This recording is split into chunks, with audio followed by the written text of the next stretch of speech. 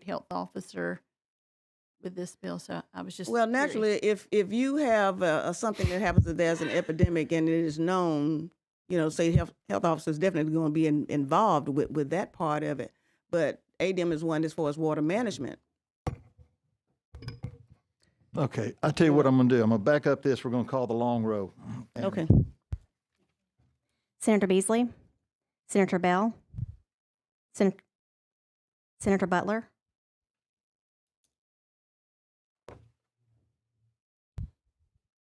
Come on, Senator Butler, give me a yes on this one. Thank you. Senator Chasteen, Senator Coleman Madison, Yes. Senator Gavan, Senator Roberts, Senator Shelnut, Senator Stewart, Senator Weaver, Senator Williams, Senator Stutz, No. Senator Melson, Aye. 7-4, the bill is given a favorable report. HB 314, Thank you. Representative Rigsby, welcome. Thank you. Thank you, Mr. Chairman. Thank you, members committee. This is HB 314. It's, currently, a pharmacist can dispense a 72-hour supply of medication if they cannot contact the physician or the previous dispensing pharmacy to get a transfer. What we learned from this from one of our representatives downstairs is his son was on vacation. He was a diabetic and on insulin. He was not able to get his insulin because they could not contact his doctor. They could not contact the previous pharmacy because they were closed. And the state law only allows a 72-hour supply of medication. Insulin being what it is in the package sizes, his package size was more than a 3-day supply. So the pharmacist was not able to dispense to him an emergency supply of that medication. So what this does is it changes that to say that the pharmacist, when they cannot get in touch with a physician or they cannot get in touch with a previous pharmacy to get a transfer, they can dispense the least of a 72-hour supply or the smallest package size. That would apply to things like insulin, inhalers, nitroglycerin tablets for chest pain, things that the day supply would exceed that 3-day supply. And that's what this bill will do. Move favorable. Second by Senator Weaver. Any questions for the sponsor? Senator Stutz. The only question I had is, thank you for bringing this. It's just a common sense bill, but I think you changed the time that the prescribing physician had to be notified. That's correct. That was a recommendation from, I believe, Medical Association. They wanted it to be 24 hours instead of 72. So what the pharmacist is required to do is to give notification to the prescribing physician that an emergency supply was dispensed within that 24-hour. And that could be a phone call, an electronic message, a fax to let them know, because that could occur on a Saturday or Sunday. That physician's not going to be there. Yeah, that was why we had the 72 hours in when we did this issue previously a few years ago, was so that you allowed for a weekend. Correct. So they can still make that notification. They just may not receive it for 2 days, 3 days if it's a holiday. Yeah. So Representative, does this have anything to do with reimbursement? does not. This does not cover reimbursement. Okay, that's a separate issue. Yeah, it doesn't require them to pay, doesn't make any changes there. Some plans allow for emergency supplies or what they call vacation supplies. Other plans may or may not, so the patient would have to cross that bridge when they get to that situation. Okay. It's a little bit of a deterrent also to keep somebody every weekend saying, "Oh, I went out of town, I need my medicine." So Okay, and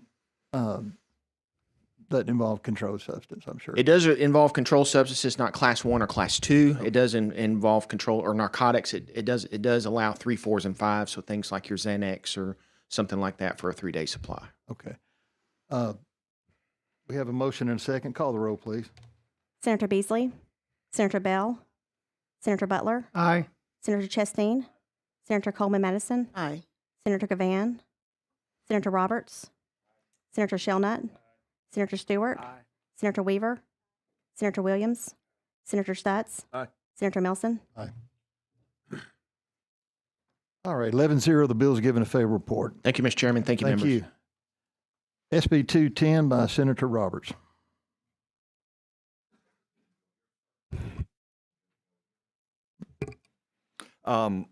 We had a public hearing on this last week, and I'd like to move forward and request favorable. Is there any questions for the sponsor?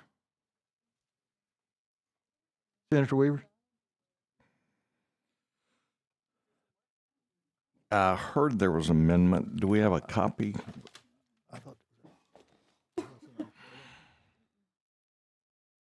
Okay.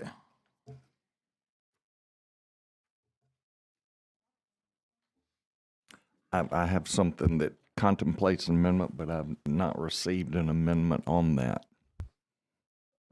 So I'd move favorable. If we need to work something out later, we could. I think we can do that. If you got a favorable by Senator Roberts, second by Senator Shelnut or Senator Williams, okay.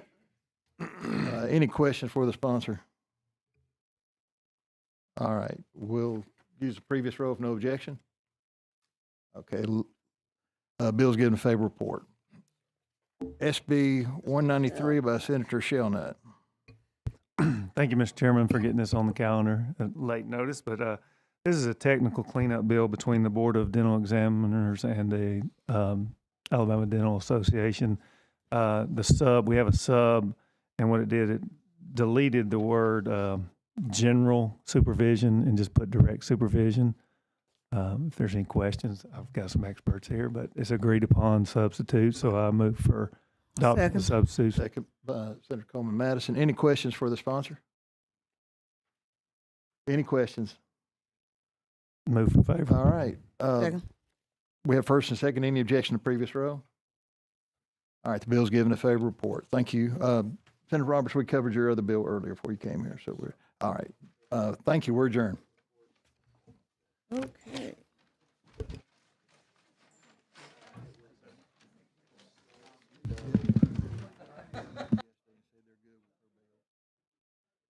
I guess they must not have came to all the committee members The what? with the substitute on her bill on Coleman Madison. They made the message not as alarming to people, so. The fishing, the water quality.